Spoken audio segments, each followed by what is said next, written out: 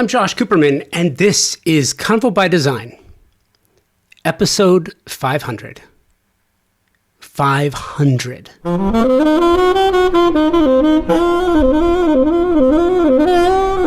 I keep saying it, 500, and it doesn't seem possible. In years past, I have stopped down to celebrate milestones in a few different ways. Last year, for example, we held a party at the Soho House studio in West Hollywood, California, to celebrate 10 years of the show.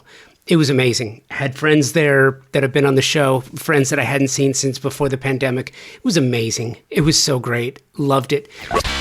I am so proud of my partnership with Thermosol. They have been presenting partners of Convo by Design for 4+ years, and there is a certain amount of pride that comes with saying that the show is presented by the company that is the absolute best in the world at what they do. Thermosol engineers the most exceptional smart shower products and steam shower systems worldwide for a few reasons. They were the first company to design and patent the technology here in the US, dating back to 1958.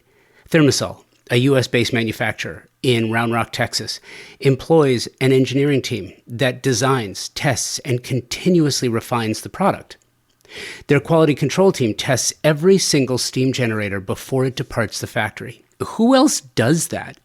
Nobody. I have the pleasure of working with some world-class designers and architects who tell me, and you know this, that the idea of luxury has changed, especially when clients want a spa-like bathroom. Steam is mandatory, or it's just not considered luxury. If you want to add steam, you have really one true option if you want the best, and that's Thermosol. Mitch Altman, third-generation CEO of this family-owned company of 65 years, continues to innovate the bathroom and shower space through technological marvels such as intelligent showering systems, sound therapy, aromatherapy, chromotherapy, technical interfaces, and so much more. And now, Thermosol, the industry leader in steam bath equipment and technology since 1958, is enhancing its already stellar family of products with the new indoor and outdoor luxury saunas. Available in 3 design configurations, each sauna is handcrafted from clear Western red cedar or Nordic spruce, inspired by the brilliance of Northern European sauna technology and design. Thermosol's latest collections offer luxurious features, and there's only one option if you want the finest experience: Thermosol. Check out thermosol.com and at Thermosol on the socials. Typically, every 100th episode, I would feature past guests, do a composite, if you will. And for this milestone, I wanted to do something just a little bit different. Instead of talking about the past exclusively, I wanted to share some ideas and focus on the future. A couple of things that I've learned and share a few past moments to galvanize the point. And you know what? Then we can move on. With gratitude and love in my heart, sincerely. I love this industry because of all the amazing people I have had the good fortune of meeting along the way and hearing their stories and sharing their stories with you. I am so fortunate to have been to some of the most amazing places and seen some incredible things that designers, architects, artists, and makers can create. But the past 11 years have not been easy.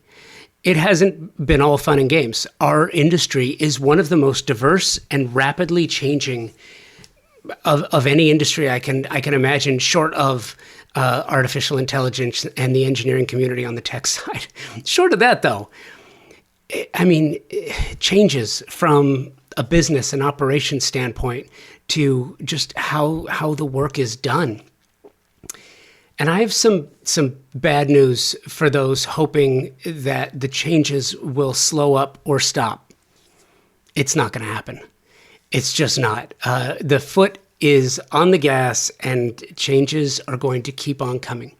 But I don't see that as bad news. As a matter of fact, I'm excited for the future.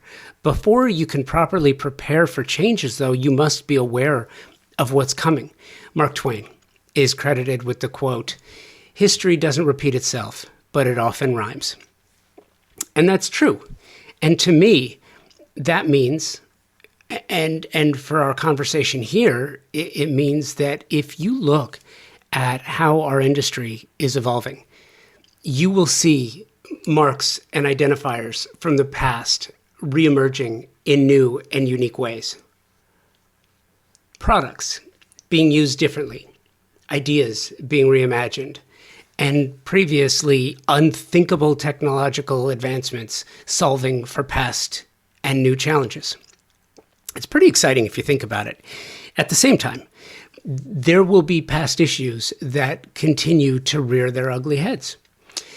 Things like tariffs and supply chain issues wreaking havoc with the financial structure of the business, which affects us all directly.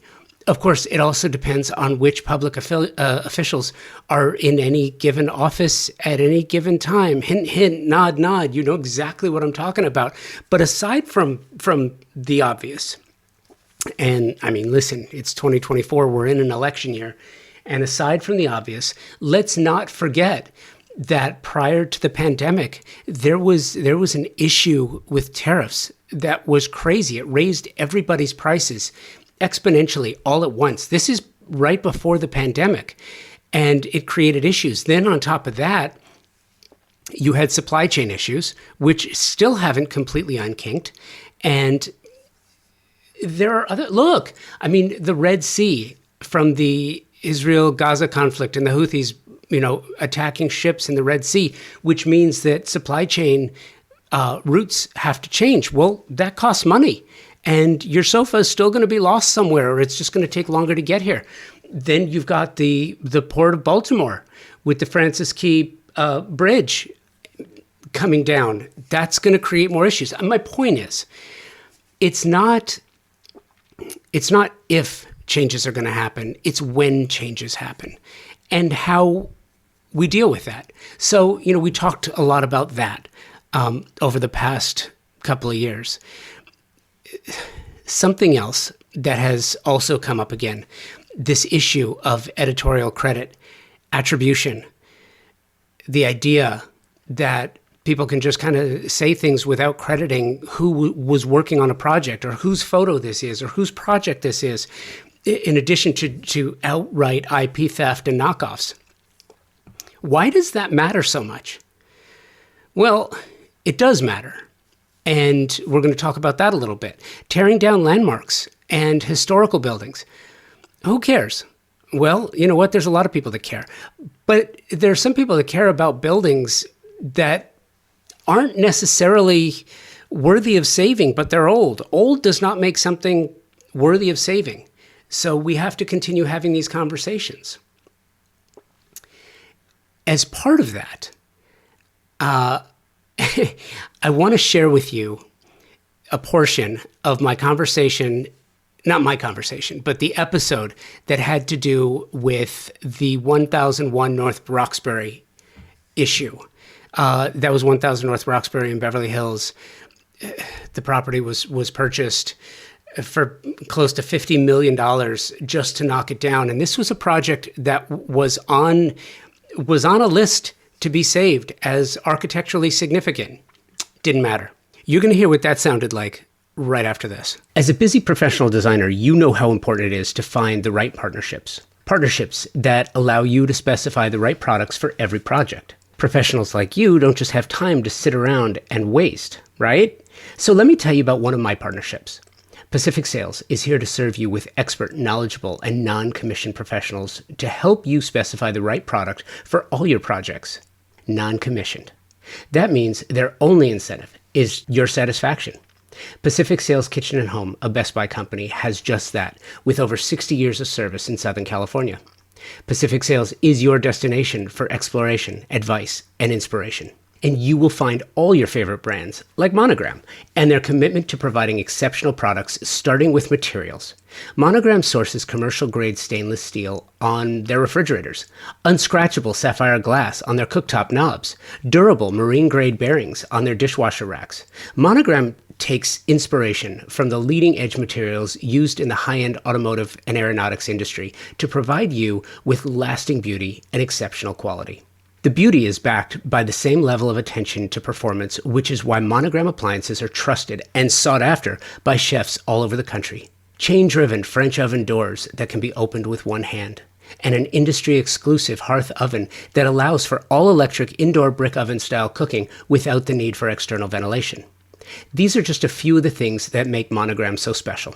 Pacific Sales features Monogram appliances, and Pacific Sales Kitchen and Home team is here to help you and offer their Pro Rewards program, which is a trade program unlike any you have experienced before.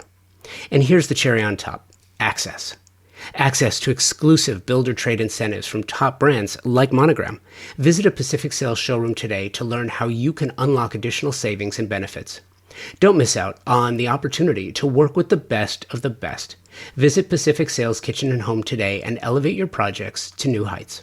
Pacific Sales Kitchen and Home, where excellence meets expertise. I'm Josh Cooperman, and this is Convo by Design, with the second part of a conversation that aired on June 20th, 2022.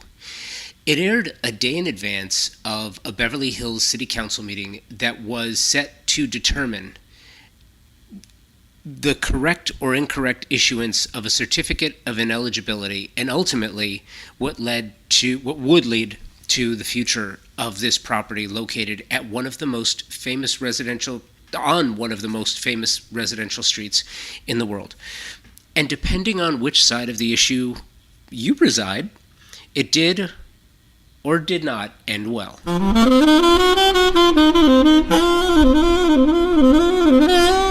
So I'm not going to rehash the issue because that has already been done. Everything that needed to be said was said. If interested, you can find the episode in the podcast feed or go to the show notes and click on the link to listen. The episode is pretty much the last chapter. This episode, rather, is pretty much the last chapter until I ultimately will report back to you with what will be built after this Carlton Burgess designed house is torn down. And I have no doubt that it will be torn down. I think that's pretty much a settled issue at this point. I'm also not going to relitigate this issue. It has already been done. And again, I will say everything that needed to be said was said in a marathon city council meeting, a Beverly Hills City Council meeting. I'm going to play some excerpts from the meeting itself because I want you to hear some things. But first, I want you to know that I see value on both sides of this issue. If you've been listening to the podcast for any amount of time, you know how I feel about design and architecture and designers and architects. I love what they do. I love what they represent. I love the fact that they make our lives better. I love good design. I believe in it. I believe that homes are machines made for people, and they are there to serve us and the communities in which we reside. I believe in property owners' rights. If you spend the money to buy something and you follow the rules and you do it with transparency, you should have the right to do with that property what you wish. At the same time, you have a responsibility to your community. Unless you're going to go build something out in the sticks, out in the middle of nowhere, if you're doing it in a community, you have a responsibility to that community, whether you like it or not. I also believe in preservation because it's culturally important. If you look at Beverly Hills alone, so many properties of note by legendary architects have been torn down. And it's not because there was not a buyer for the property. To the contrary, many of these stories are not known until the process for saving them makes the news. And by then, well, listen, it's too late. Falcon Lair, Pickfair, Garden of Allah, the Brown Derby. It's not just Beverly Hills. But here's the thing. Beverly Hills failed miserably in this case. Identifying, labeling, and securing an architectural treasure within their city boundaries. And this particular property is an architectural treasure for a litany of reasons, for a number of reasons. And again, I'm not going to relitigate it. If you want to go hear the whole story, you can go listen to the past episode, part 1 of this. But City Council, with the notable exception of Mr. Marish, John Marish, who was on that episode with Jamie Rummerfield of Woodson and Rummerfield's House of Design, as well as SIA, Save Iconic Architecture, The rest of the council seemed more interested in the minutia. They seemed more interested in meeting and rubbing elbows with Mr. Baker, and seemingly just interested enough to avoid any political blowback when it was, look, it's one thing to talk about it, but when the trucks come up and start destroying this home, all the people who live within the boundaries of Beverly Hills and surrounding cities who did not know that this was an issue, they're going to be up in arms. And listen, that's just how it goes. A side note relating to the historical issue, Beverly Hills will be allowing the demolition of a 10,000 square foot home within the majority, with the majority, if not all building materials, they're all going to make their way to a landfill.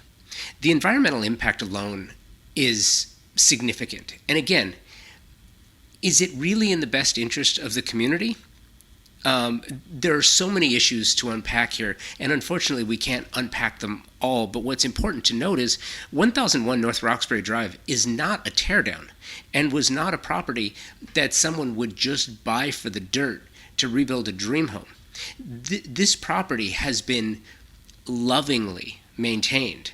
It has a significant history in Hollywood lore. Jack Benny, Lucille Ball, Desi Arnaz, supposedly Esther Williams swimming in the pool in the backyard. This property has been published in shelter publications, of which you're going to hear attempts to tear it down and attempts to misappropriate what's important in architectural and design reporting. It's really interesting. In the process of trying to assure that this property was not listed as a significant property, well-respected shelter publications and websites were deemed nothing more than shills for paid stories to promote those who did the work. As we dig in a bit, you're going to hear segments from the City Council meeting of June 21st, 2022, and you're going to hear segments from over 3 hours of testimony and debate. Mayor Bossi and City Planner Ryan Golick explain how this got here in the first place. As you listen, note that this only happened because the property was sold and the new owners applied for a certificate of ineligibility to begin the process of potentially destroying the home. And I say potentially because as of this recording, the home has not been torn down yet, but I don't have any doubt that it will be and that it will take place as soon as the permit's clear. Just a brief bit of background here going up to the council. Back in February this year, we circulated to the Cultural Heritage Commission a certificate of eligibility that included a short assessment report submitted by the applicant's consultant, ESA, and that also included a peer review by the city's consultant, Jan Ostashea of Ostashea Consulting. Based on the circulation of those materials to the Cultural Heritage Commission, we did not receive comments at that time, and on March 2nd, in my capacity as the director, I issued a certificate of ineligibility.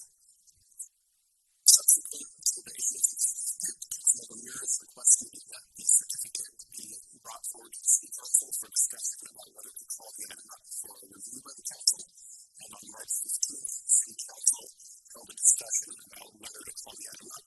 That discussion was ultimately continued to April 12th for further discussion because at that time there were two previously unknown periodicals that were brought to the Council's attention. Those periodicals consisted of Lux Interiors and Design and also Architectural Digest Russia. Because those articles had been brought up right on the evening of that council meeting, the applicant's attorney at that time waived the terms of the municipal code for a city council review of that matter and allowed for the discussion to be continued. When we came back on April 12th, the city council reviewed some additional information about the articles in question and ultimately voted to call the decision up for review. Then on May 10th, the city council set the public hearing for this evening. It was kind of the back history of how we got for the council here. And this is all about the issuance or not of a certificate of ineligibility. So the question is, what is a certificate of ineligibility? It is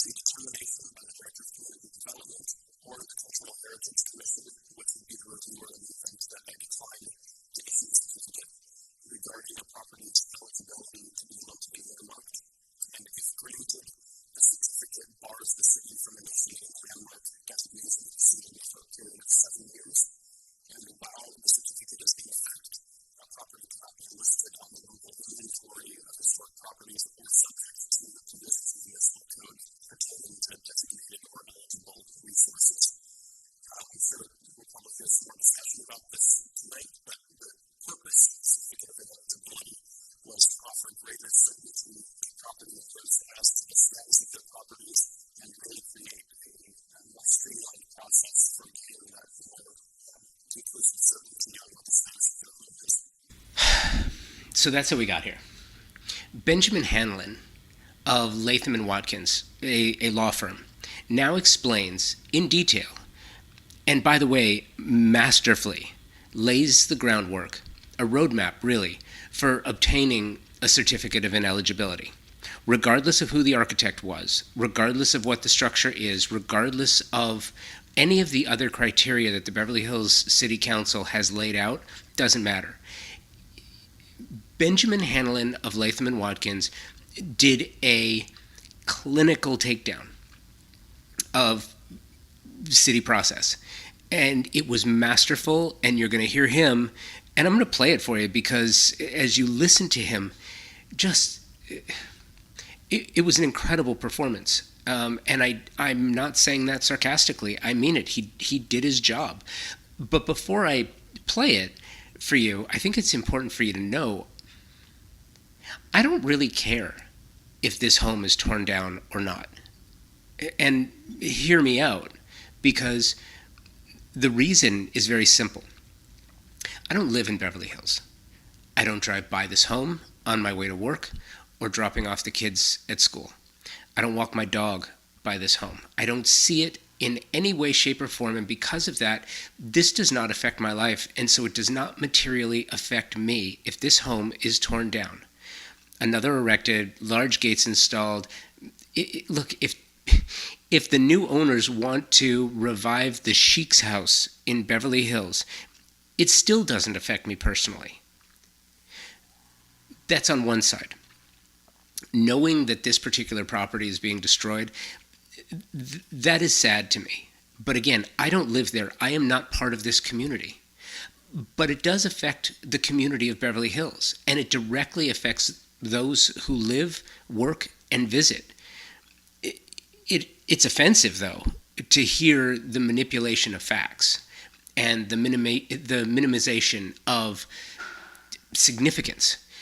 The tearing down of what Beverly Hills has deemed already the work of a master architect within their community for the sole purpose of stripping social, architectural, and the historical value of this home, that's what needed to be done in order to get this certificate of ineligibility upheld. And look, talk about exceptional. Benjamin Hanlon is an exceptional attorney. In just 13 minutes, he completely dismantled the city's standards for what would qualify for preservation. I believe we will see his approach in the future. He laid the groundwork for this. Mr. Hanlon, according to Latham and Watkins' website, here's his background. Quote, he practices in all areas of environmental law, with a particular focus on major infrastructure improvements and California Environmental Quality Act litigation, governmental and administrative law, as well as matters involving local and state administrative and legislative decision-making. He provides advice to private developers, corporations, institutions, and nonprofit organizations regarding local planning and zoning regulations and related environmental matters, state land use regulations, including the California Environmental Quality Act and the California Coastal Act. So this lawyer is very well qualified. He is very well spoken. He was very well researched, and you're going to hear 13 minutes of a masterful takedown.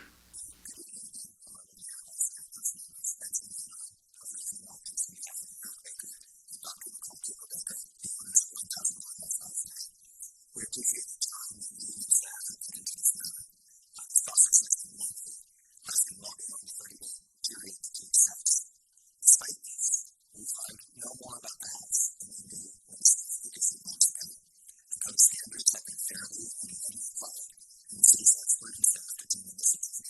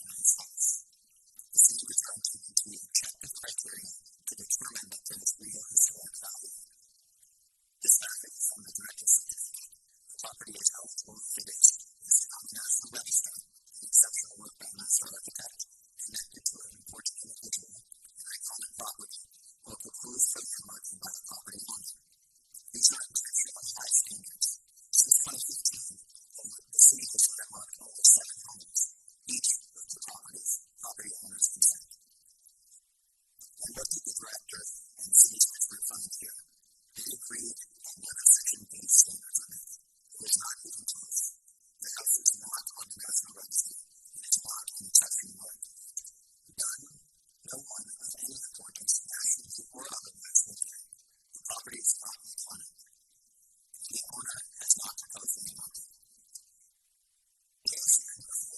Another expert from the city's solicitor experts agrees. Mark Rios, the architect who is most familiar with the house and who did the amazing green walls, also agrees. The house is not eligible for this. So, next question, why are we here? This is important. Well, in 2009, Mark Rios did a major remodel, and then Rios' firm sought publicity for this work.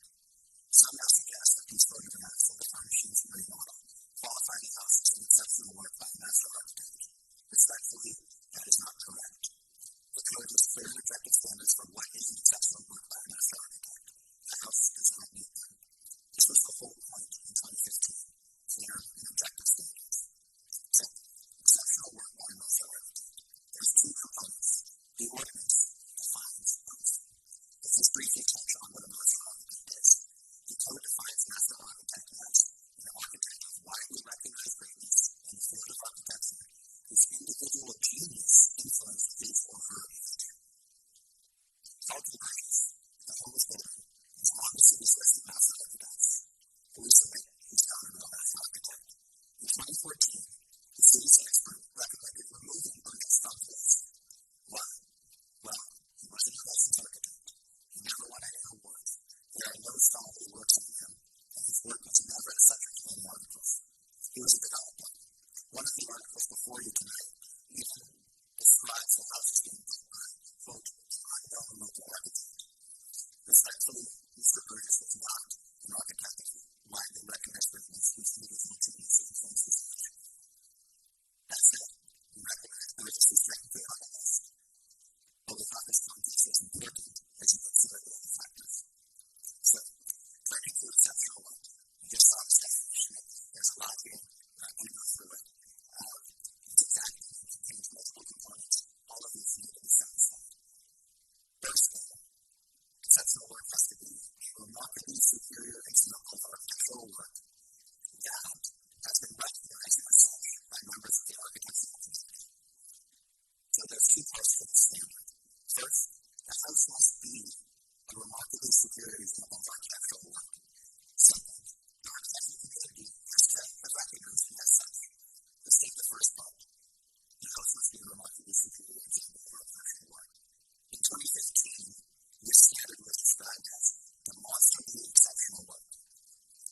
The house isn't remarkable or exceptional. It is a common form of architecture across the city. We have found no publication that has described the architecture at all. In fact, there's not a single article about the architecture of this house. Therefore, we think the inquiry can stop there. The first condition hasn't been met. The second condition also fails. The second requirement is that the architecture's excellence must have been recognized by members of the architectural community. It is not. There is no evidence that anyone in the architectural community believes this is a remarkably superior example of architectural work. The code then goes ahead and lists the minimum standards for how the exceptional quality may be documented. There are three of them. Was one of those architectural wood? No, this house is old. Is there a substance of discussion in the monograph? No, this house has never been discussed in any monograph. In fact, there is a monograph on Falcon Burgess. He was not an architect. So, that leaves us with the third point. Are there any qualified articles on architecture? Let's break this component down even further. The code sets clear standards for what kind of articles qualify.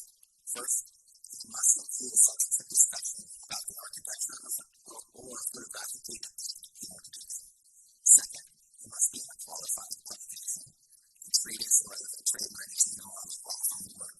Third, the author must be a recognized expert in the field of architecture. And fourth, the piece cannot have been written by the works architect for promotional or editorial use. An article must satisfy each and every one of these four standards. None of the articles that have been put forth before you today have anything else. These are each one in a minute, quickly. But before I go, I just want to sum up. So the house must satisfy each of the two conditions, exceptional work and recognized as such. It satisfies none of them. And this is what you would expect. A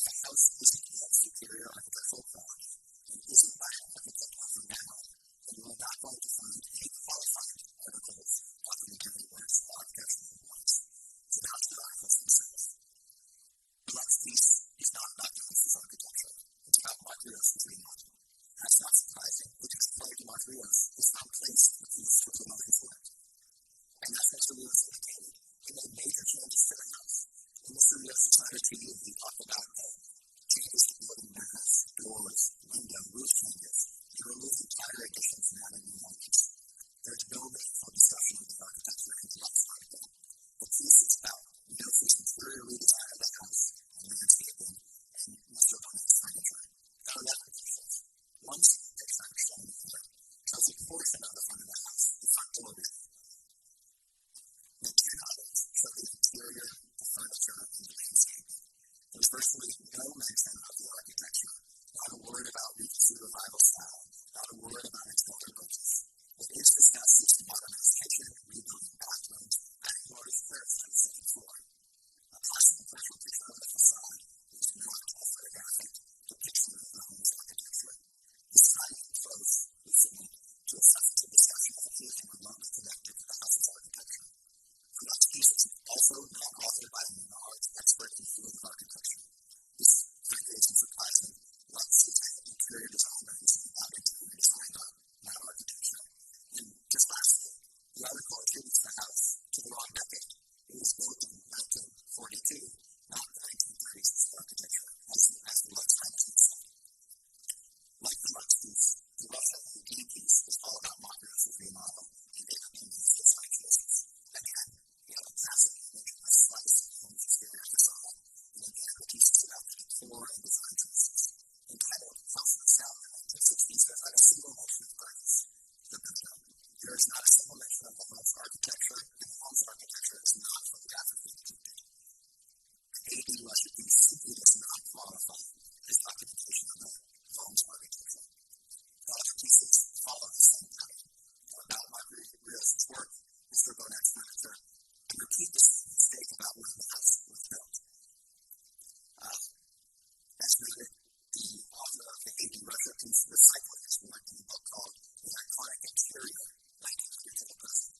I think the title of the book tells all we need to know about what this piece is about.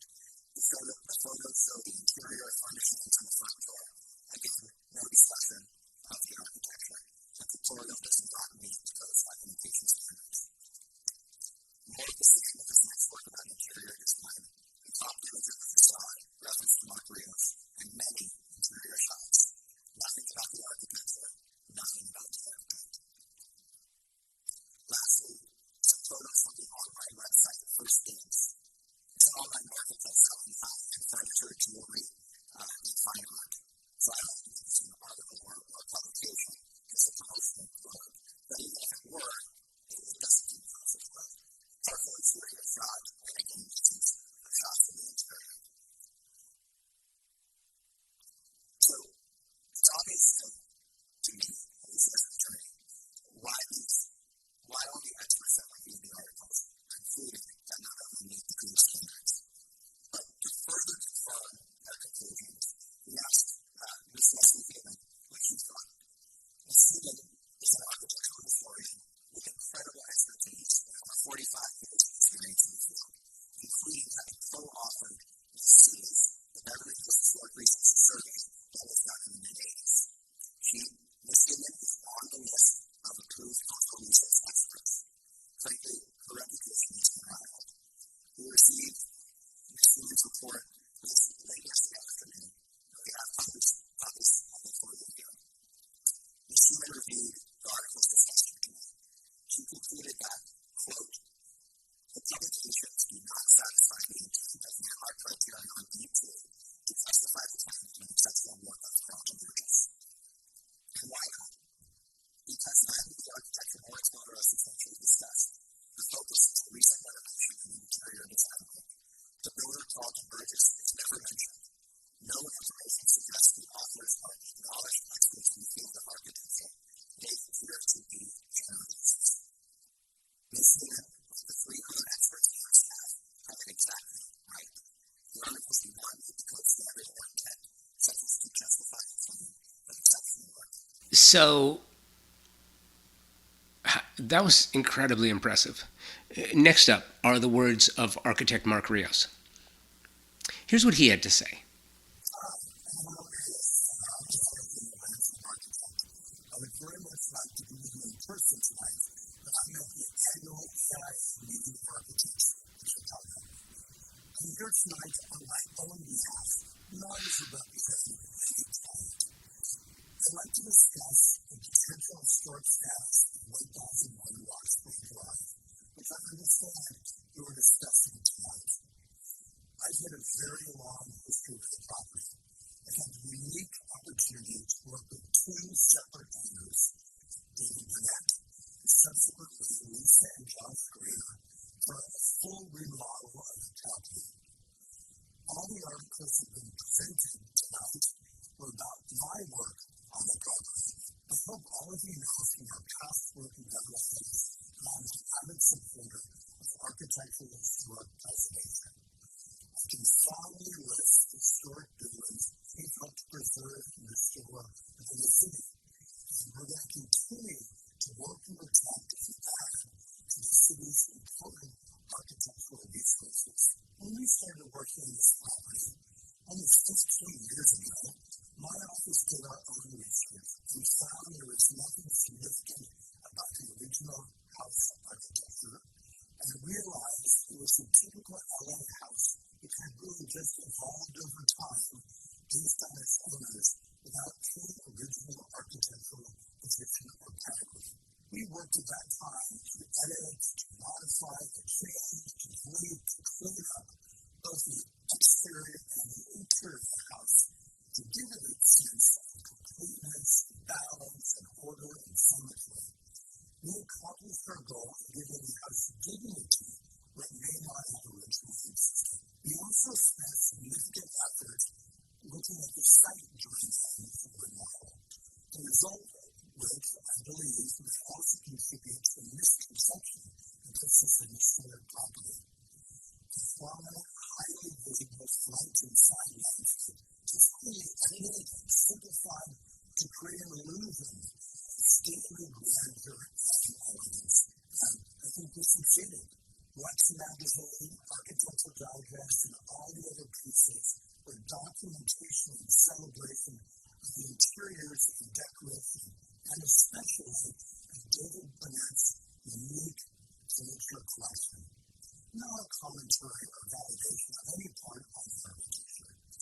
We made no reference to the architecture or any discussion of the original builder or architect. The articles really have nothing to do with historic preservation of the house. Our communications PR team worked with Lux to place these articles as marketing for our firm. The second remodel project coming out in Roxbury is for Lisa and John Scrader. They really loved the site, the location, and the overall layout of the house. Most of our prior remodel exterior was retained, however, the entire interior space was reconceived and remodeled. This house was never the result of an overall singular architectural idea. Rather, it's become a perfect example of the evolutionary nature of the house, especially in Beverly Hills and Los Angeles, much like a movie set. In conclusion, I absolutely support the designation of protection of valuable architectural resources in the city of Beverly Hills.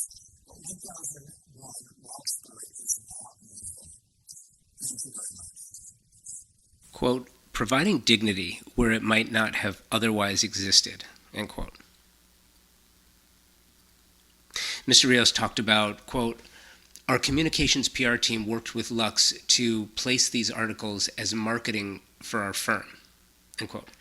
I got to be honest, I am so confused by this because I believe in the editorial integrity of shelter publications like Lux.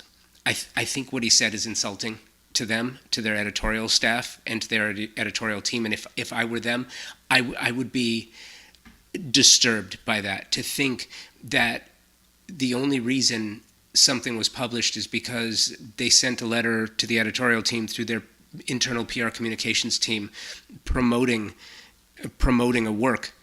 And by the way, if the work wasn't important, would Lux have published it? I don't think so. I think it's disingenuous. I think it's insulting to Lux, and I hold Lux in high regard. And I think their editorial team is fantastic. And I find it truly troubling to think that a communications and PR team of an architecture firm is guiding the editorial to be a promotional tool specifically for Mr. Rios's firm. I don't understand that. And I was honestly a little shocked to hear him say it. DEI, policy and practice. Thankfully, we are having these conversations. We should be having these conversations. In 2019, at the West Edge Design Fair, I produced a panel about diversity in design featuring 4 creatives of color.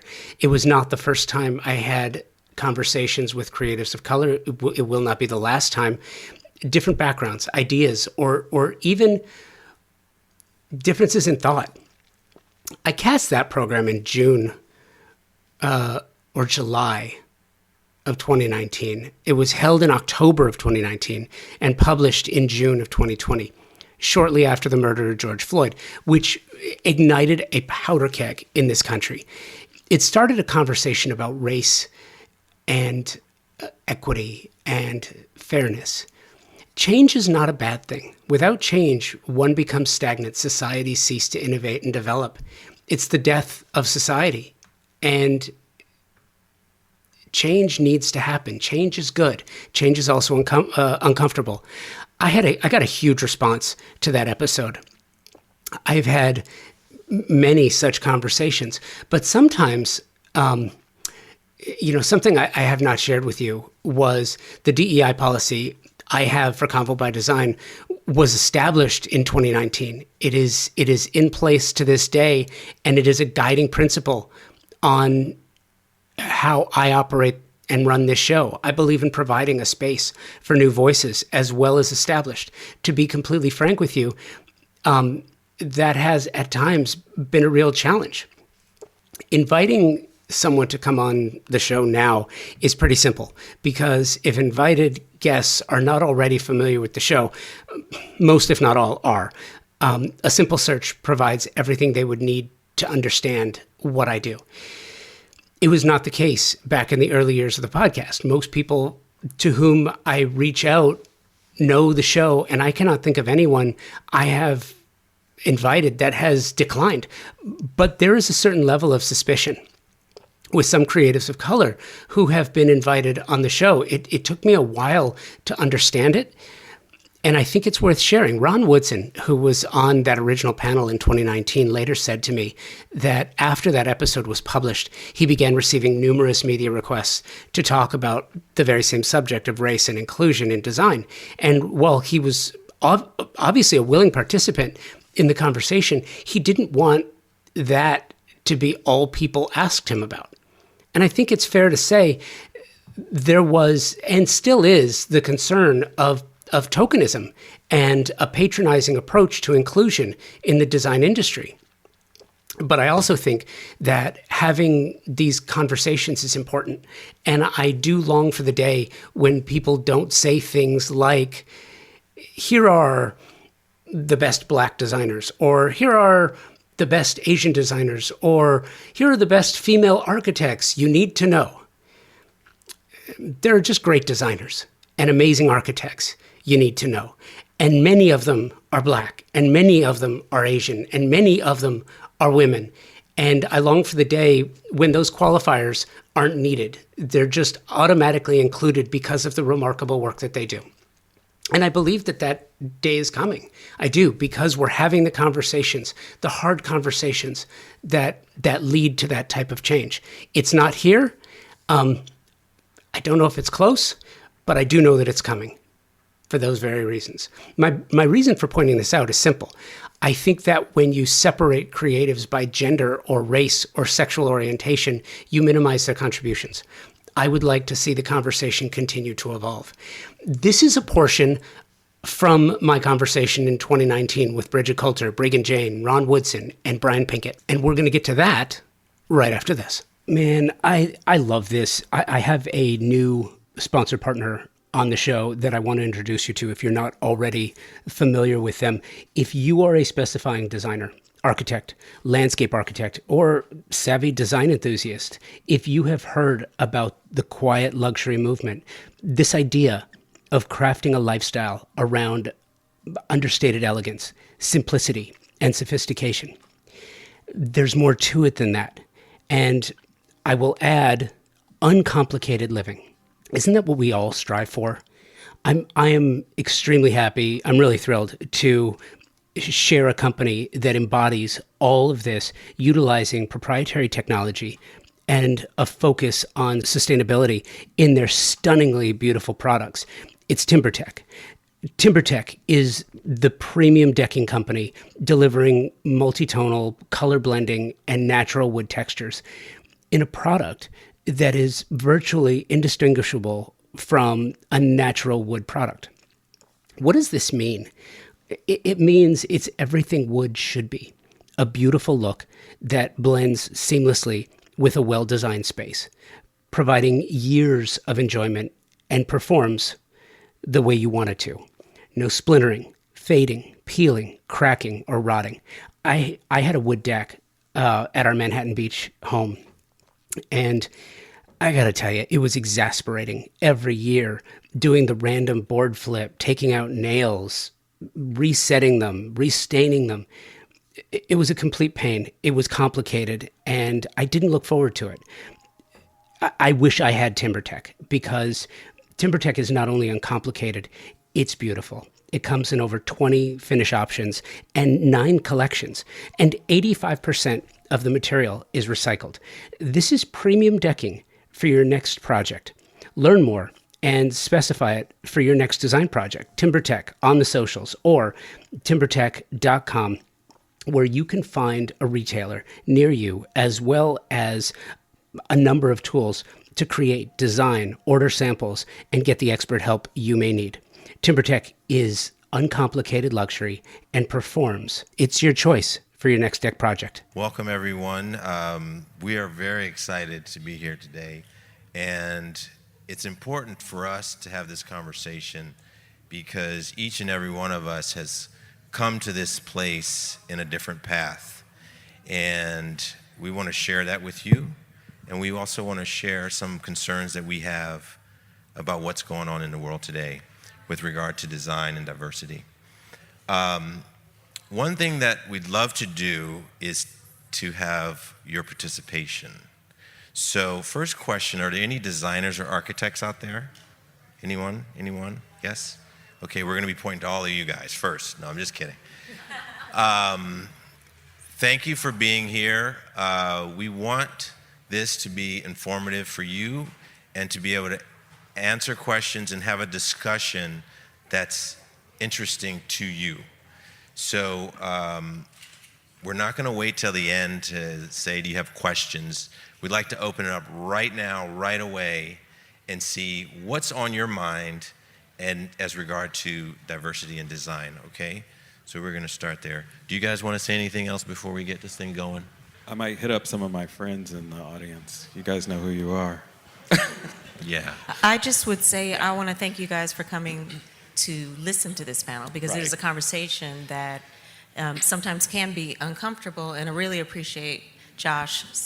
Really, one thing that's great about him is he loves to learn about people. He's truly interested in thought and thinking, and design is a really important aspect of our world. Our whole world is designed, and if we're not thinking about diversity and we're not looking at inclusion, what are we doing, and who is telling our story? Right.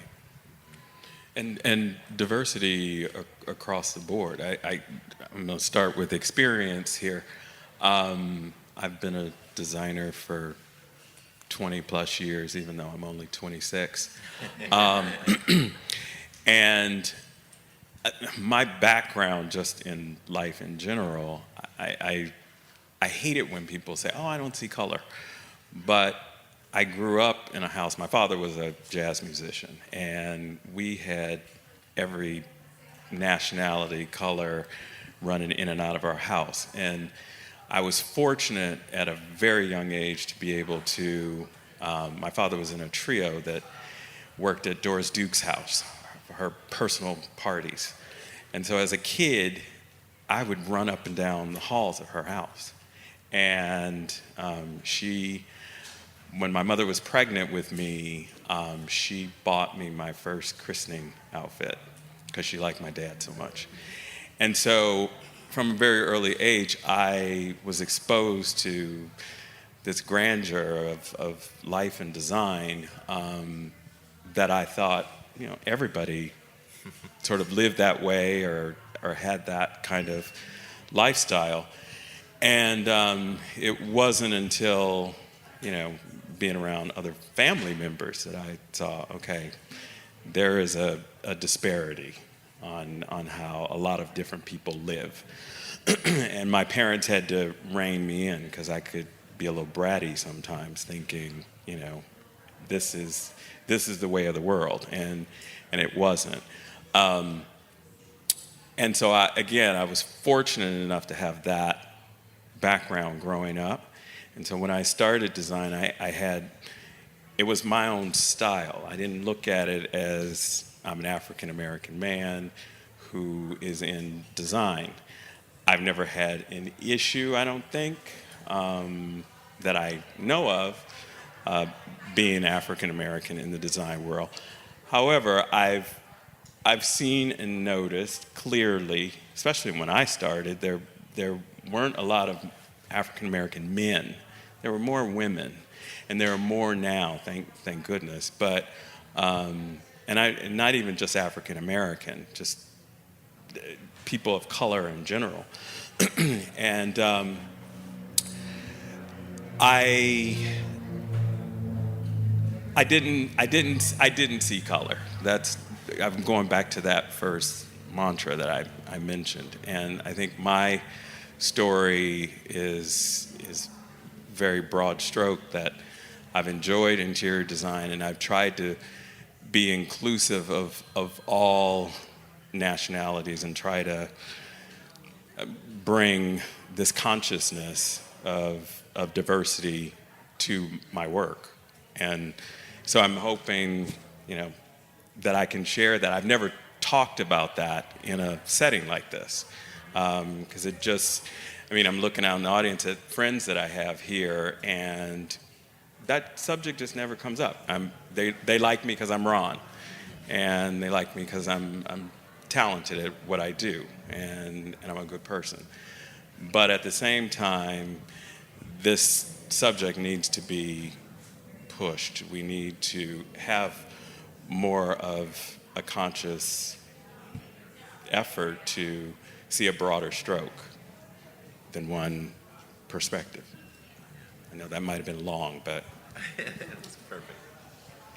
Well, I think part of what I hear you speak to is one of the things that I feel fortunate about being in design is that it's really sort of based on art and culture, and it's this visual representation that has always been a great medium for minorities, for very specific cultural elements, because what we do is celebrate the visual. So, in sort of that leadership in an industry, I think we need to follow the way that artisans have, that we have the ability to be seen as human in this world, because it's created off of a visual color palette that is inclusive of everyone.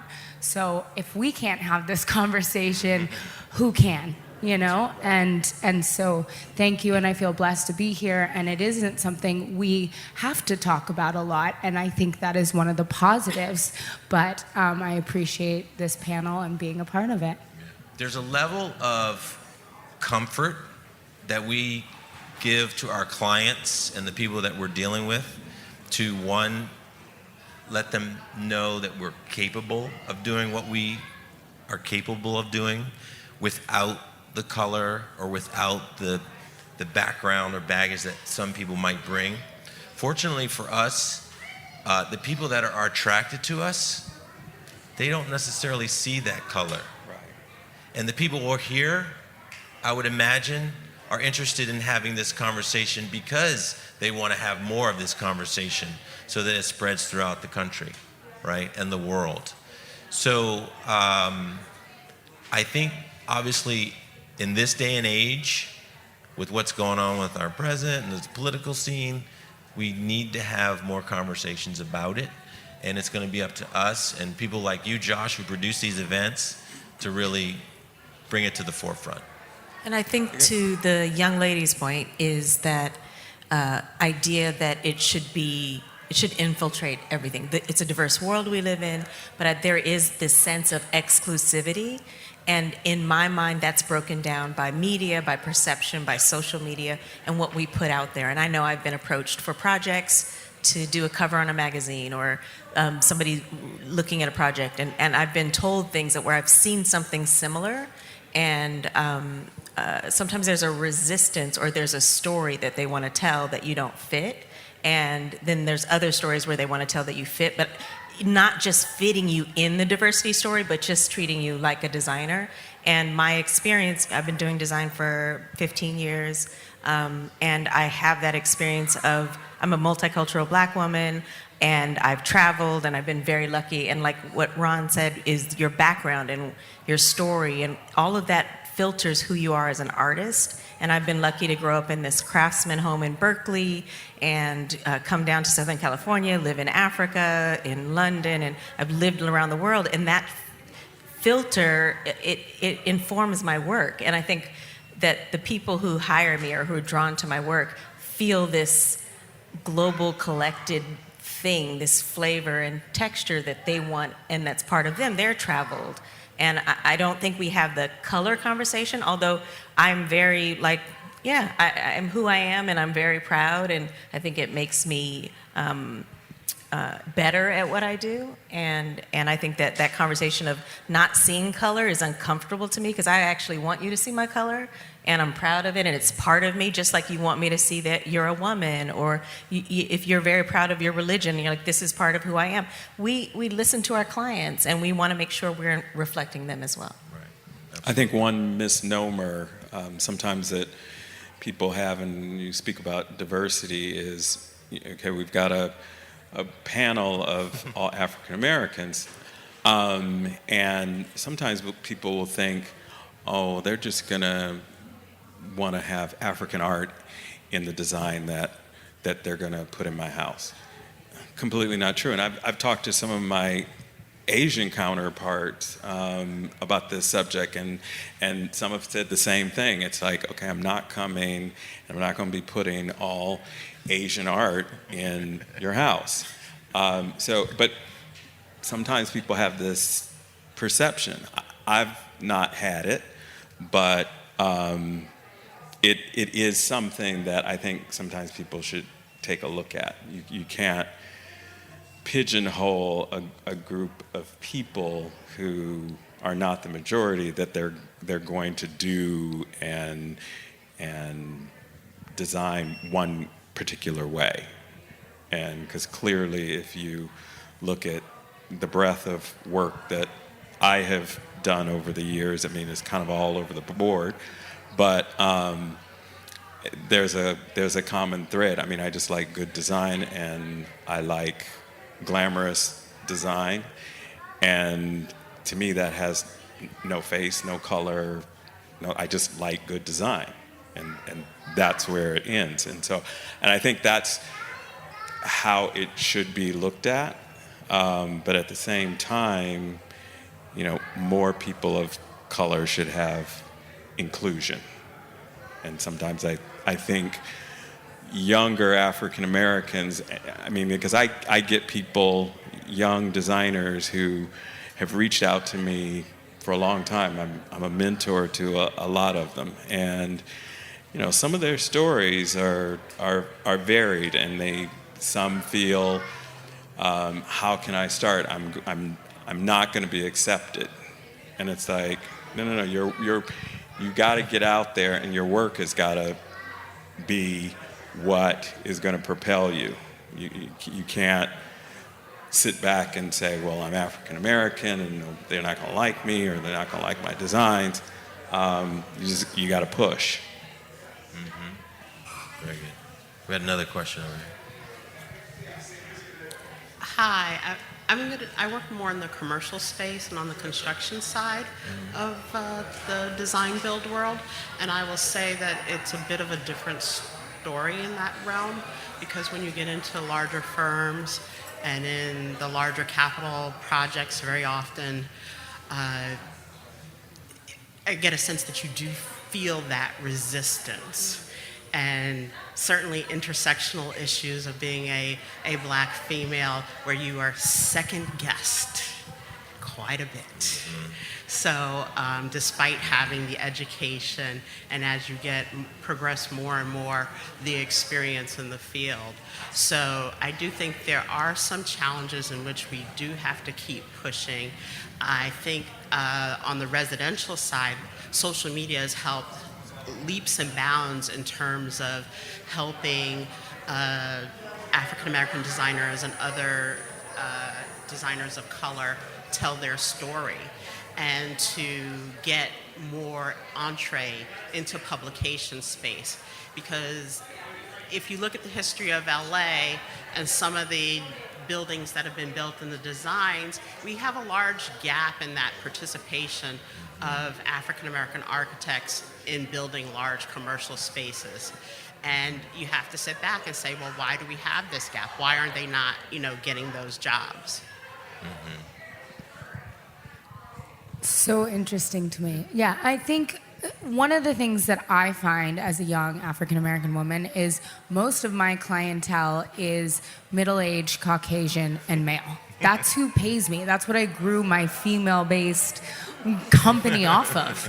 And I think that there's a lot of leadership opportunity being in a minority position in anything, because you understand the responsibility of standing up for what isn't popular or common thought or seems outside of the box, right? So I find that I'm constantly pushing my boundaries on cultural references that I want to bring into design elements. And if I'm like, I'm too scared to, use this Cuban thing or this Tongan thing because I might not know every inch of it, I notice that I push myself a lot in doing what's uncomfortable, because I think at a certain level, that's why we're not seeing enough of it. People are always scared to merge what they don't know, and they're afraid of asking the wrong question or offending somebody, and when you do that, that creates the division. I think all of us see the word diversity and we're scared of it to begin with because it comes with this divide. Whereas we are in an artistic, medium, good design pushes the rules. Like when we walk through here and we see all of the things that we love, it's because they're a little unusual, not because it's the common norm. So I find that this is a great place to be in sort of celebrating diversity. And I think that a lot of times that person, or for me on the commercial side, they are longing for somebody to push them in what their building looks like, and they might not be the representative to do it, so they depend on designers to sort of bring in this habitat that is just in New York City. And you look at the amount of people interacting with a space, and as a designer, I want that to feel the same no matter what age, race, you are. And so when you're creating a space that's inclusive of everyone, especially in commercial spaces, you want a representative who's not going to be afraid to include everybody. And I think that puts a lot of responsibility on all of us as humans to create habitats that work for anyone. And I think to add and more tie into what you do is that as designers, we're comfortable with who we are, where we come from, and so when people push, we don't push back. We just listen and let our work speak for itself. And if they're not interested in looking or seeing our work and what we're doing, that's on them, not on us, because we're committed to giving our very best each and every time. So that might help apply to your situation. I mean, that's how we approach our projects. For those of you that don't know me, I have a business partner who is blonde, and she's half Italian, half Mexican.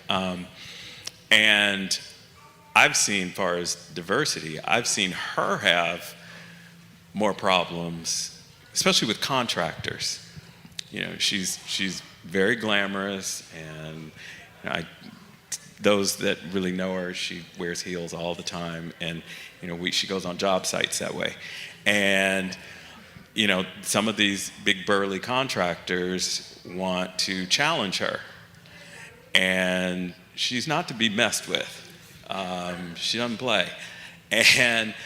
But I've seen where she's had more challenges than I've thought I've ever had, far as any type of resistance. This little lady is not going to tell me what to do. And I've seen that where contractors, for the most part, will gravitate toward me first, because we work on every single project together. And we both protect one another, and we don't let that happen. But I can see how what you're saying. I think too, in certain levels of design, I think it's more sexist than the division of color. Has been more my experience. That I do design build at the same time, so I know that experience and having a contract. But because I am the client in the project, I have my clients in my design build. It's I don't know. Maybe I enjoy a little bit of the came onto a project and I'm knowledgeable. We also all have achieved a level of excellence through hard work, and as you probably heard, people of color tend to rise very high to the top to be visible. And I had someone come in and immediately fold his arms, darling, oh hi darling, where's the person? Like, who can I talk to? It's like, I'm the person. Well, what do you know about roofing and this? And I know enough. I'm not a roofer, but I do build houses. And by the end, and he had a Mexican-American assistant who was with him, who was just like looking, this is just an experience, probably similar to things you've faced in the commercial space. And he starts to giggle because the guy says, I just say to him, I'm actually trying to hire you and pay you money to do a job that I respect you know about, but I won't be talked to that way. I'm really not your darling. Oh, one of them. And if I wanted another ex-wife, I would have, just those things that you hear, but I just take it as a business. And I said, I'm probably not going to be able to hire you because you probably don't respect, I've done these drawings that you're supposed to. And his assistant was just kind of giggling. And those are experiences you just go through, but as the boss, you just find people. You can't necessarily educate everyone, and not everybody wants to learn. He's set in his ways, but the people that I do work with I feel very lucky. They're very wonderful, and they just want good work. They just want us to do good work. So it's an inclusion thing, and it's not just, like you said, it's not just black and brown, and diversity is, physically handicapped. There's so many different levels of people who aren't seen and are doing work. So I think this conversation is important, and acknowledging people's experience. Yeah, and the reality is, we grew up in a time where it was changing, right? Everyone's talking about how the divide is shrinking, but the reality is it never has really. And for me growing up, like I went to 10 different schools. I grew up in the ghetto. Went to 10 different schools, made it to Ivy League.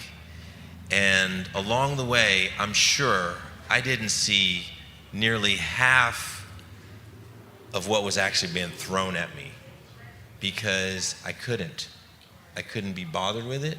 I had to be focused on getting to where I needed to be so that I could get out and be successful. So people are pulling you down. It's like crabs in a barrel. They're grabbing you as you're trying to get out, and you just got to keep marching forward. And a lot of times you just have to forget about what happened, kind of block it out of your mind and just keep going. Keep working hard, stay later, stay longer, do more to be successful. And that's just the reality of the world. Showroom and vendor partnerships. This is a big one. The podcast was started with partnerships in mind. I wanted to be proud of the partners that I worked with and share those partners with you. I stand by the partnerships on this show, and when you hear me talking about them, you should know that I am working with them because I have done my due diligence and I know them. I trust them. I believe in them, and I believe you can too. I do not work with everyone that wants to work with the show. I have turned sponsorships down in the past. I turn them down quite often for a litany of reasons. Sometimes, usually when someone is turned down for sponsorship, it's because they don't fit the show. It's nothing necessarily wrong with the company. It's just that I do my due diligence, I do my research, and I don't think that they share the same values that I do, that you do. So that's how I structure them. Listen, my partnerships, Design Hardware and Flooring in Los Angeles has been around since 1985. I've been working with Michelle Solomons, Avi Balsam, and the entire team for about 4 years now, and I have seen what they do for their customers. Thermosol has been the title sponsor of Convo by Design for over 3 years now. I have been to the factory, spoken with Mitch Altman, third-generation president, spoken with Murray Altman, second-generation president. I have seen their factory, watched them inspect every steam generator on the line before it leaves the factory. They make the best steam generators in the world. I believe that. Pacific Sales. I have been to a number of their showrooms. I have personally seen their product selection and service to clients in the design community. I've spoken with so many of their team members. Most of those I have spoken with have been there for over a decade, many more. They know their product line. They know what designers do for a living, and they know how to make sure that their clients are happy. They serve up products like those from Monogram. I love working with those guys. If you're a design specifier, you know what Monogram has been doing and how remarkable their product line is. Same for TimberTech. They make sure that their clients, their designer clients, are absolutely satisfied because they make an incredible outdoor decking product that is sustainable in nature, beautiful, easy to work with, and long-lasting. I mention this because we are living and working in an industry at a time when not all showroom partners have the same dedication to the design community. They shut their doors and leave designers in the lurch and their clients in stressful and financially devastating situations. This business is a challenging one at that, and not all suppliers, vendors, manufacturers, or even designers make it. Business is closed. That's part of life. It's part of business. But good partners and great partnerships, those are rare. And that's why I'm so thankful for these partnerships and why I'm so proud to share them with you. But it's also, if you're not familiar with any of these of my partners, please check out the show notes where you can find links to learn more about what they do. Lastly, there has been an issue in media regarding attribution, credit, IP theft of all kinds. And it's not unique to our industry. It's not, nor is it going to stop anytime soon. And with the proliferation of AI, it's going to become more rampant. It is. Most recently, though, there was a major kerfuffle surrounding, I love the word kerfuffle, right? But surrounding a story in AD featuring Sofia Vergara's home. The credit for design went to O'Hara Davies Gaetano, and she was the last designer on the project, but she was not the first. Or the longest, I believe. That was Timothy Corrigan. There have been others who have reportedly worked on that project and still to this day, have not received credit for that.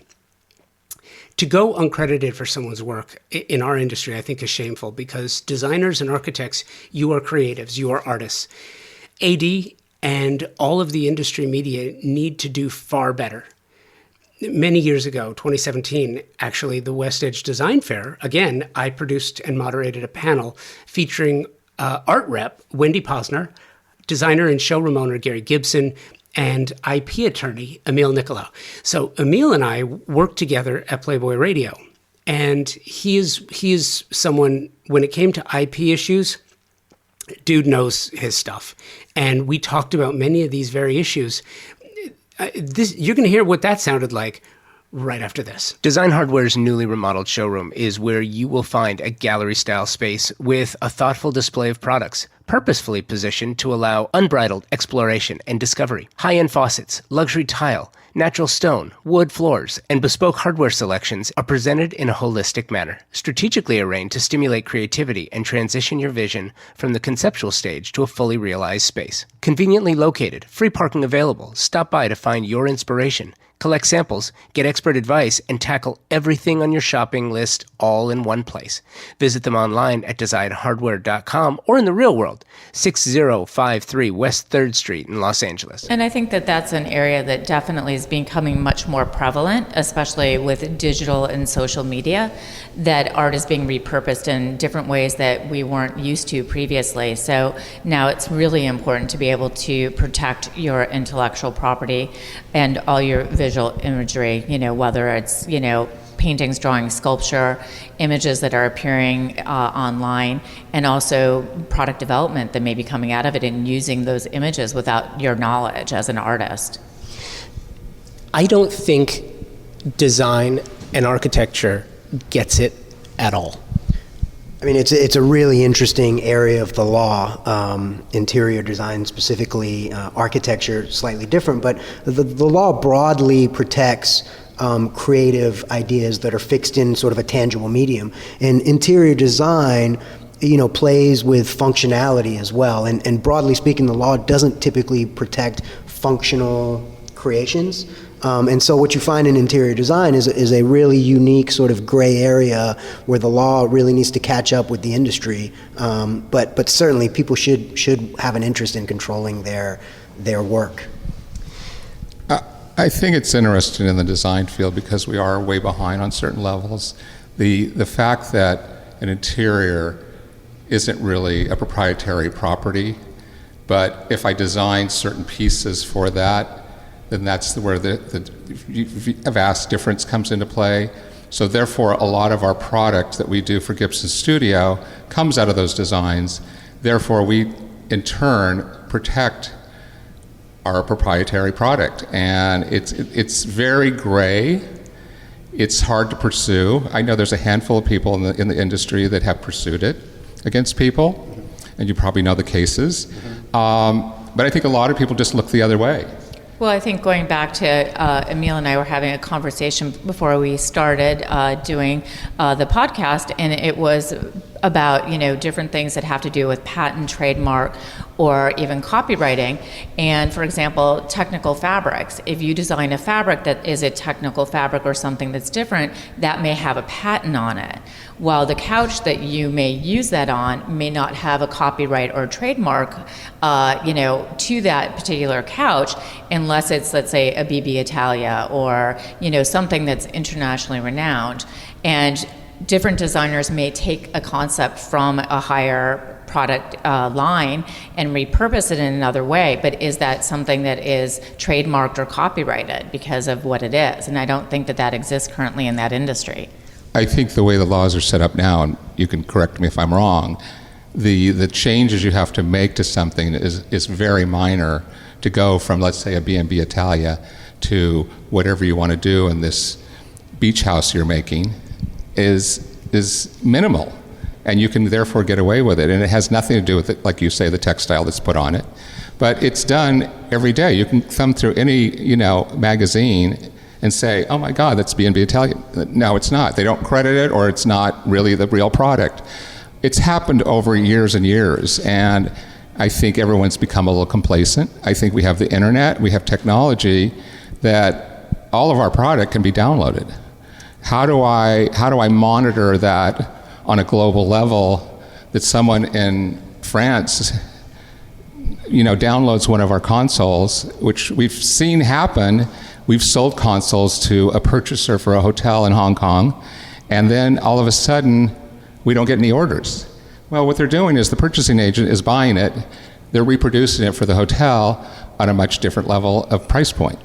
Yeah, right. Unfortunately, you've hit on exactly where the issues sort of lie in this industry. And unfortunately, and you're right, the law hasn't caught up yet. And really the way the law sort of parses these things out is the more functional the item and the design, the less protection the law is going to grant it. The more creative and sort of unique the design or whatever the matter may be, the more protection it'll give it. And so, the couch itself must be really unique in order for the law to sort of grant it these protections. And you're right, someone can make a small change to the design of a piece of furniture and arguably not have any issues of claims or any risk there.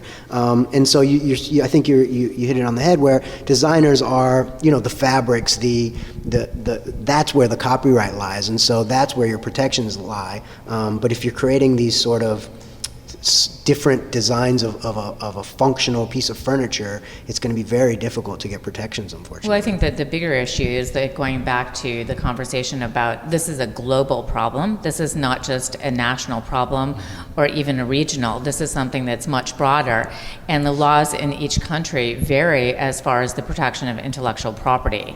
And within the art business, we see a lot of times as well, like furniture, that artists' work is being ripped off and the imagery is being repurposed and reproduced elsewhere at a much lower price point. So how do you protect your artist's work, from having that happen? It's extremely difficult unless you have people that are on the ground that are following those different images. And even if the work is copyrighted, how do you still protect yourself on a global level? See, I think that's the thing, once you find the culprit, how do you pursue that? Do you hire an attorney, and pursue that, and what's the cost, and what's the return, what's the value in that? And it's horrible to say, but it's almost like you kind of have to let it go. You do. You have to make business decisions, unfortunately, right? I mean, and it is costly to police your item, to police your copyrights and your intellectual property. It's very costly, especially when you're talking on a global world now, where people can see your design on the internet and be manufacturing it the next day across the world. It's very, very difficult, and it's very, very costly, and sadly, artists find that they have to make that decision. Do I let my sort of creations out in the world and let them go, or do I actively police them? My take is to not, stagnate my creativity. I just put it out there. Right. I mean, we stamp our furniture with our Gibson logo and stuff, so there is a mark on it that doesn't protect me from someone knocking it off. But I feel like I don't want to be a policeman of my own goods out there. And I think it's a little complacent on my part to say that, but that's not my purpose. Yeah. And I think it's like you said, you have to pick your battles. I don't know how it is in the art world, because I think it's probably just as bad, if not worse. I think it goes to, there's a really perfect example that if you look up information regarding art and intellectual property, there's a renowned artist by the name of Romar Brito, and he has a trademark on his name. And he did that because his name is his brand. And so he is very good at controlling his brand and what's put out there and how his imagery is used. And so there are artists that are internationally renowned. You know exactly whose imagery that is. So it's easy to detect and to find people who are potentially copying it or utilizing variations of that imagery. I think it goes back to a conversation today. We're listening to KPCC or NPR, and it was regarding a video that was on YouTube. And it was a video of a young child dancing, and in the background there was music by Prince playing. And it was on YouTube, and so Universal Music went after YouTube and said, you need to take the video down because of Prince's music. And the woman whose child it was in the video actually fought it, and it just settled out of court because she's like, this is something that's innocent, and if the music wasn't infringing upon a negative way of the brand of Prince's music, did they really have a right to stand up to under the Fair Use Act as to whether or not they could have that music playing in the background? So that's a really broad, aspect of you're looking at something that everybody knows Prince's music, and if it wasn't something that was damaging or tarnishing to the brand, what is the legitimacy of any negative impact that may be happening by it being exposed on YouTube? Yeah, and I think that issue was resolved fairly, and for the little person in that instance, and that was a good sort of demonstration of where freedom of speech trumps sort of the copyright. And the beauty of the United States is we have this First Amendment, and we do believe the freedom of speech is a very powerful right for the people. And so what the law does, and it provides sort of a fair use defense oftentimes against a copyright owner. And so the fortunate thing here in the United States is that freedom of speech often does trump, if it's really necessary, often does trump a person's copyright. But an interesting point you made as well was regarding trademarks. I think designers and creatives can really use the trademark tool to their benefit, in that trademarks were really designed to prevent consumer confusion and to prevent other companies and competitors from sort of writing on your goodwill, on the name that you've created, and sort of the quality of the product that you've created. And so quality and sort of the brand itself is another huge value that you could protect and stamp your creations with. And so that at the very least the public knows this piece of furniture was made with quality, and I can trust it because X company made it. And so trademark is another tool available to you. But with trademarking too, you look at something like Canon camera.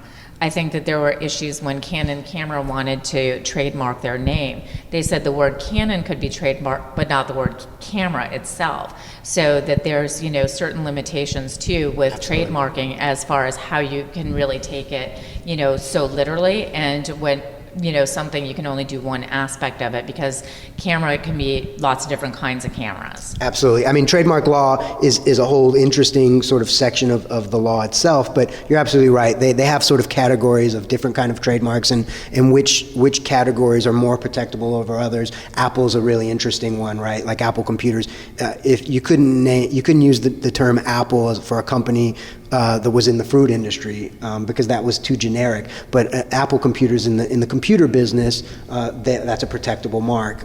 And so you're right. You definitely have to do some research on your marks and sort of picking the name of your company or of your brand. But that's definitely another tool available to creators. The other thing we do is the medium we work in is stainless steel, bronze, hardwoods. Our fabrication is quite complicated, and it's costly to produce. So it somewhat is an inherent kind of protection, because it's hard to knock us off. And I suppose you could do like wrought iron or something, but it's going to be so far from the original, and I think it goes back to the context of materials used, the quality that we do, and part of our thing is we're really high-end quality, and that's the Gibson Studio brand that we want to push. Right. So when someone sees something somewhat like ours, but it's like in wrought iron, they know it's not the real deal, because we don't do that. That's very smart. Although we have considered doing a lower end brand and knocking ourselves off in that way. And I've been advised to do that sometimes, because in hospitality, you don't have the price point to sell, as you know, in art. Right, exactly. You don't have the same as we do in a bronze console or a mirror or whatever we're making to do 500 of them. Right. So here's the price point you have. So can you knock yourself off? Right. And I'd rather be approached that way. But I think that within, if you look at within the interior design world as well as art world, when you're talking about something like the hospitality industry in particular, where they're looking at 600 rooms for a hotel, and you're going to have multiple pieces in each room, that there's a licensing component to it. So we may work with an artist to create a unique image for that hotel brand. Correct. And it's a licensing fee that then is being paid, and then they are able to produce that image at a lower price point, and doing 2 pieces for every room. So you're looking at maybe 1,200 pieces total by that artist for that particular property. So I think that, with licensing, that's something to educate people who are interior designers, architects, and people within the art world about more and more of that aspect of how you can go around and still work on very quality projects, but doing it so it's either a royalty-based fee or a licensing fee. It's such a great way to go, because the fairness is there. because we're working with on a residential project up in Tahoe, where we're working with a photographer, where we needed a huge amount of her work, and we wanted to blow it up in different formats.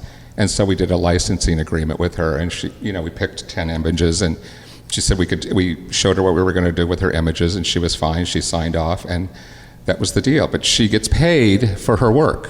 Right. But we actually manipulated her work, got her approval, and she was very happy. Right, Instead and of us like we knocking, do that a lot of times within Yeah. our business as well, especially Right. when we're working on commercial or corporate projects. One of the things that's becoming, more integrated with the art and design is that we're doing a lot of wall murals and wall covering. Right. And so we may license an image by one of our artists to be repurposed for that Right. specific type of substrate, and it's taking their image and blowing it up and doing, let's say, a 20-foot wall. It's more economical than having them paint a Right. mural. And I think it's important that it's put out there, because I think a lot of people will still go to the way of like, how can I take this off the internet and knock it off and not tell that artist?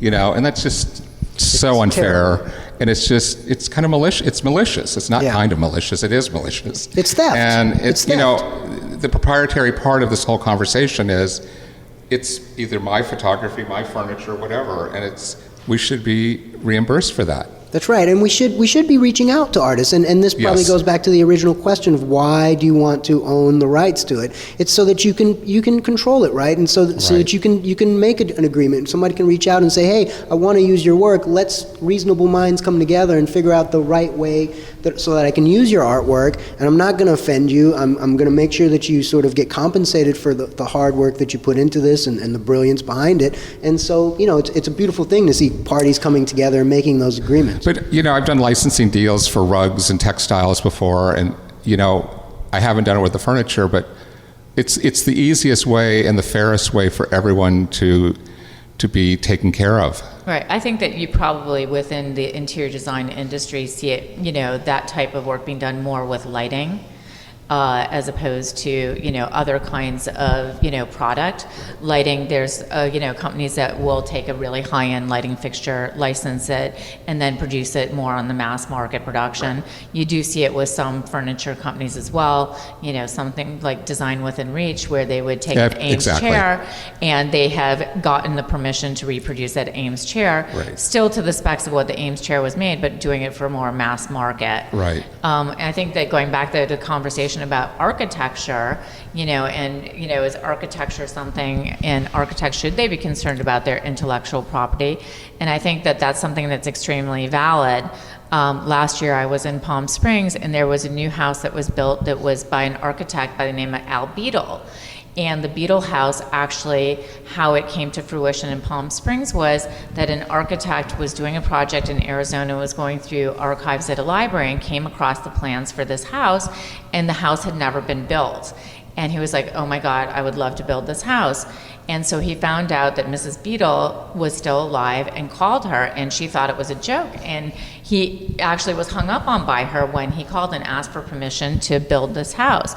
Finally, after calling her back and coaxing her, they came to an agreement, which would be, because the designs and the blueprints were by her husband, that they had to come to some sort of mutual understanding of some economic benefit to protect the image of the house, to have it be built in the way that Al Beadle would have liked to have, and they actually were able to do it. So that is still intellectual property of that house. It belonged to that architect, and it was his creation. There's this project we're doing in Tahoe, and we took a road trip one day with the client, and there's a country club in the middle of nowhere up in the Sierras, and it's a Franklin Wright building that they got the rights from Taliesin West to build it as per his drawings, and it looks like the real deal. It is the real deal, but as far as exactly how he designed it, but it was based on his drawings, and they purchased the rights from the estate, and it was the real thing. And you look at it, you pull up to it, and you're like, wow, this looks like he probably would have done it. That's cool. They didn't compromise it, and you don't see that much in the architecture world like that, I don't think. Well, I think that, it may be something that becomes more prevalent as, like architects like Zaha Hadid, that there are buildings that she designed that were never built. Correct. That You'll probably see more of. Intellectual property that does belong to that original creator, and whether it belongs to the estate and how those things are handled. Well, because of her aesthetic and her distinct, very specific. Right, like the one in New York that just went up by the High Line. I don't know if that was why she was still living or not, but it's obviously one of her buildings. Right, it is, Yeah, exactly. but it's just, yeah. And it's just worth noting to distinguish between architecture and interior design. Architecture is actually specifically noted in the Copyright Act as something that is copyrightable and protectable, whereas interior design is sort of in that gray area. But very clear that architectural designs, absolutely protectable under the Copyright Act. Is there a percentage in furniture? I don't know the exact percentage, but I want to say, there's like a 10% or something that you can deviate from something and still it's sketchy, right? But in architecture, is there a number? There's no sort of bright line number that the law has ever sort of dictated, at least to my knowledge. It's always sort of case by case analysis and really in studying the similarities between the two.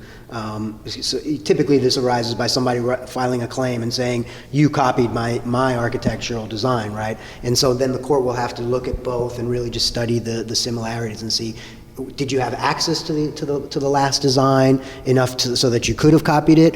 Because two people can come up with very similar designs in a vacuum, and in that case, there's no copying that actually happened. Those two people can both own each of their copyrights. But if you had access to the first sort of building or architectural design, and your design is substantially similar, more than likely a court is going to find you in the wrong. Yeah, but wait a minute. So going back to the Palm Springs example, you drive through Palm Springs, and you've got mid-century modern everywhere. Sure. There's not that much of a difference in mid-century modern. You've got 5, 6, maybe 10 different variations of things that you'll see, but they're all similar. Yeah. You only know that you did it wrong when somebody sues you. Well, I mean, unfortunately, to some degree, the answer is yes. You'll never really truly know whether you're in the clear or not until you're actually in the clear. But with things like mid-century design and modern century designs, that's sort of the umbrella. But the specifics, it's going to come down to the layout, the floor plan, if it's an exact replica. But you can use sort of the theme or sort of the era of design and be comfortable and safe. But it's when you really begin to copy those blueprints and the floor plans and the square footage and you really get into the details. So there you go. Episode 500 in the can. Just a sample of some of the conversations we've had over the past 11 years. Real conversations, real issues, and hopefully real solutions to these complex topics, in addition to sharing stories behind some of the greatest creatives working today. No celebrity fluff, no trendy fast fashion dialogue, no frivolity. Well, a little bit of frivolity, a little bit. But real issues, real stories, real talent working on amazing real projects. And I could not be doing this without you. Thank you for listening to the show. Thank you to my incredible partner sponsors, Thermosol, Design Hardware, Pacific Sales, Monogram, and TimberTech, for your continued support of both Convo by Design and the design community. Let's keep the conversation going. You can email me with guests and show ideas, which I absolutely love, by the way. convobydesign@outlook.com, and follow us and engage on Instagram at convobydesign with an X. I do this because of you. I do this because I love this, and I absolutely love sharing these stories. And it has been 11 years and 500 episodes, and I'm looking forward to many, many more and sharing them with you. So thanks again for listening. Until next week, be well and take today first.